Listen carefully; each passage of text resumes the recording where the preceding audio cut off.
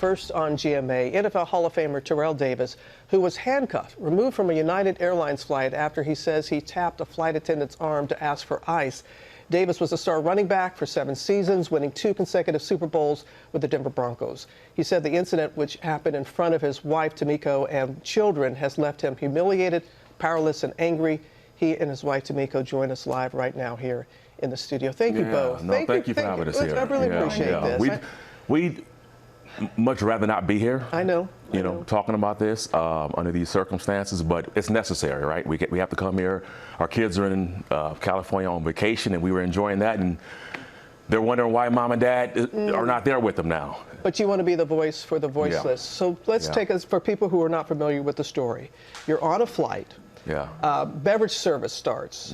Tell us what happens. I mean, it's an ordinary flight. They have the beverage service that starts, and I'm in row 11, and I'm in the aisle. My oldest son is right next to me in the middle seat. My youngest son is in the window seat. My wife is across the aisle, and my wife and daughter across the aisle in one row back.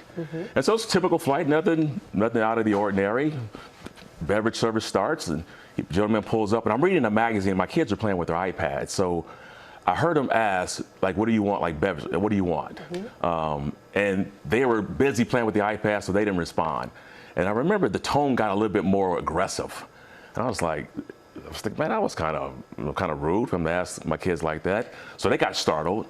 They ordered their drinks. And I remember this, he puts the drinks down on the tray, but with force. Like, he just kind of slams them down. They say, thank you. He doesn't say anything. So I was like, all right, whatever. So he asked me my order. I give him my order. Again, kind of slams the drink down. And again, I'm thinking, well, what is going on with this guy? But whatever. As he gives me my drink, he starts to move the cart. And my son says, excuse me, might I have some ice? And he obviously didn't hear my son ask for ice. So he moved the cart probably past my seat. And so my hand was up like, excuse me. And then I finally said, excuse me, can I get some ice? I just tapped him on the shoulder. He swings his arm back and said, don't hit me. And I'm like, dude, I didn't hit you. And then he rushes up to the front of the plane. He leaves the cart right there. And the gentleman in front of me turns around and says, I saw everything. I saw that. Like why did you didn't hit him? I'm like, of course I didn't hit him. So as I'm sitting there on the plane, it was bizarre because he's up there for a couple of minutes, and again, I was like, whatever. So I started reading the magazine. So you don't think anything of it? Nothing of it. He comes back. He puts the cup of ice on my son's tray. He then takes the cart and takes it back up to first class. And about 3 minutes later, another flight attendant takes over. She brings the cart down, starts servicing the area, and that's it. But then I don't see him for the rest of the flight. You don't see him for the rest of the flight? But what did you see when you landed? What did you hear and see once the plane had landed? That's a different story there. I mean, when we landed, they told everybody to remain in their seats because, for whatever reason. And I thought it was a medical emergency. I fly a lot, so I've seen that before, where they say, stay in your seat, someone they need to tend to. And so I've seen that before. So again, I'm just reading a magazine, and 4 or 5 minutes pass. And then my head is down, and I can hear, like, the walkie-talkies. I hear a lot of the gear and wrestling of, like, you can hear when they come on. And everybody, you can kind of hear, like, the awls, or, like, you can hear people. The reactions to them coming on. Yeah.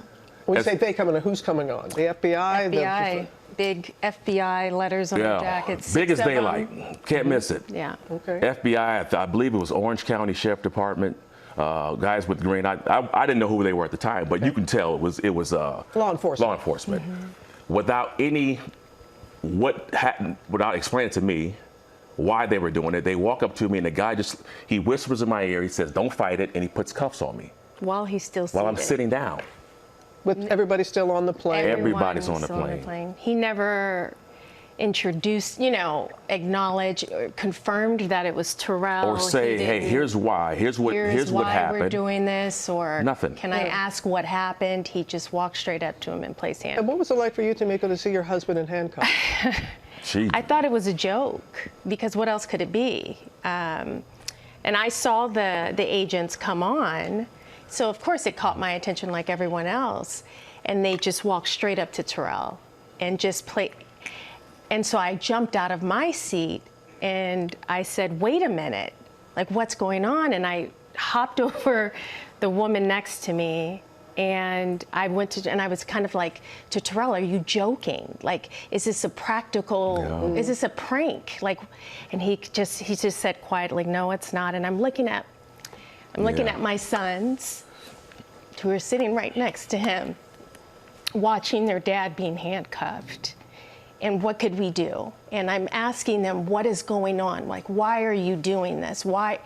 And they pick him, have him stand up and pull him out. So I go after him, and he's telling me to stop. And then I'm standing there. The kids are still sitting in their seat.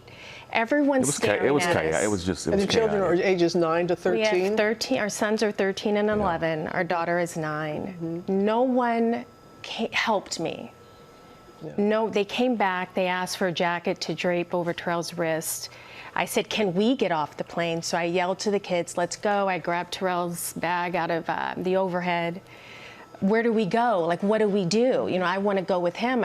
No one, I mean, we were just left to fend for ourselves on a flight with everyone staring at us. And United said this. They said, we removed the flight attendant from duty while they closely look into this matter and are reviewing their policies around incidents like this. They also say they have reached out to apologize. Have they? And what do you want to see, both of you want to see happen here? Well, number one, they have not reached out to me and apologized. They reached out to my attorney, but I have not heard from them directly. And so that to me is a problem. I want them to take more accountability. The apology was it's pretty issued generic. to the media. Yeah, we've not had any communication from them directly. What is your reason for going public with this? Well, a number of reasons. Number one, I mean, to affect change. I mean, if I don't speak on this, lots of people, as a matter of fact, contacted me after this, and they're sending me text messages saying that the same thing happened to them. And I can't sit there and knowing what happened to me and how I felt. I felt demoralized. I felt embarrassed, humiliated. I felt like my dignity was stripped from me right in front of my children and my family. And I want United to be held accountable. Got to be held accountable for this. Well, I know that you've had some tough conversations with your 3 children, and I hope that they're doing well, and appreciate your willingness to come forward and to speak for the reasons that you said. And please let us know going forward. Thank you. Thank you, Robert. Appreciate it. All right. You all right, Tamiko? Yeah, Yeah. be fine. Thank you both so very much. you. All right.